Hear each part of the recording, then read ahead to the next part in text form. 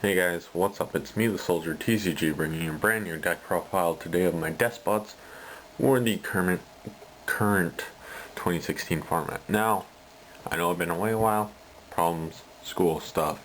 I have a busy life. For the 5 of you who care, I don't think this is a big surprise for you. But anyways, let's dive deep into this deck profile. So today we'll be starting off with the main. And this is my personal Deskbot build. You can build it any way you want. I will give some suggestions when I explain some certain card choices. But this is personally my build, so I run a few things differently than some other people. So the first card we'll be starting off today with is 2 Deskbot 001. And why I run 2 instead of 1, which everyone else runs, is because I'm afraid 1 will be banished at one point in the game, or I won't be able to use it again. And I want always to have a 001 that I'm able to use. So that explains why I run 2 instead of the 1.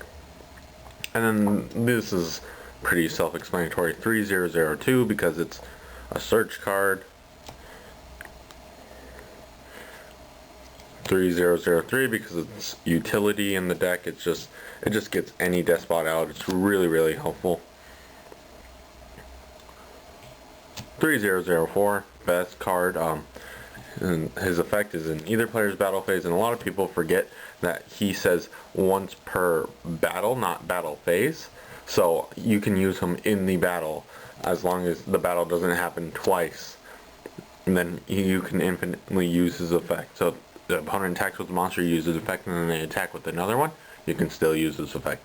3005 because it's an MST, and also its pendulum effect is pretty good.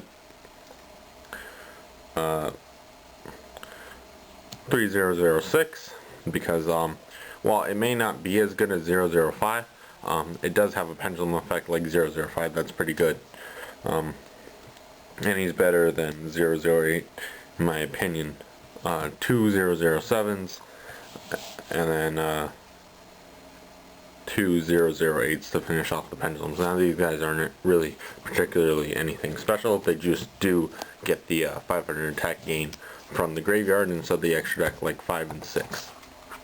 So now we'll be moving on to spells. 3 MST, this would be easily 2 Twin Twister if I had them.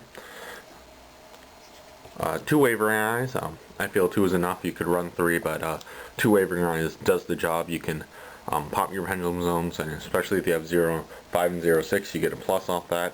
Plus with every other Pendulum deck running around, it's a good card to main. Now my 1-0s, 1 Instant Fusion, 1 Foolish to send 001 or anything else. We need 1 Soul Charge for Mass Monster Reborn, basically, and 1 Dark Hole. The Dark Hole is a substitute for Regeki because Regeki is in my other competitive deck, and this is more of my fun side deck. Now the traps, I do run a bit more traps than most Deskbot players do. They probably run maybe 1 to 5 traps, anywhere in between there. I run, I think, 10, so I'm a heavy trap player. 3 Call the Haunted to get back 002s and anything else we need. 3 Phoenix Chains because I hate effects. 2 Mirror Force because a lot of people don't see this coming still in 2016, and it's a massive board wipe. 1 Dark Trap Hole for Pendulum Summons.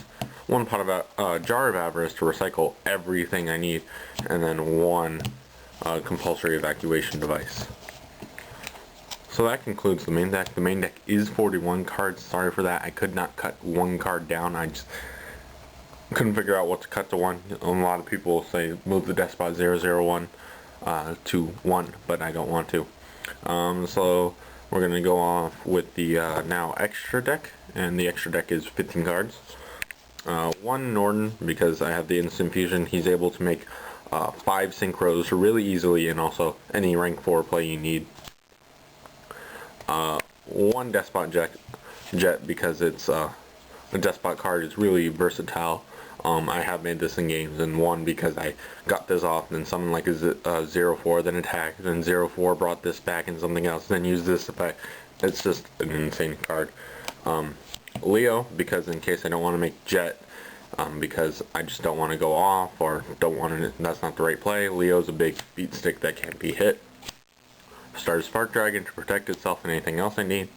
Clearwing to negate those big monsters. Black Rose, board wipe. Moonlight because it bounces.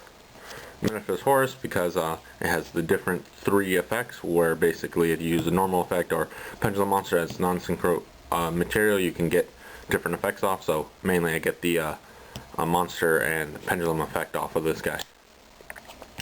One high-speed roid Kenbara, and why I use him over something like Armades or something else. He's a 5, so easy with Norden to make, and also he attacks twice and gains 200, so it's really good if your opponent's playing defensive because you can just start swinging over things. One Catastor because I don't have an Armades.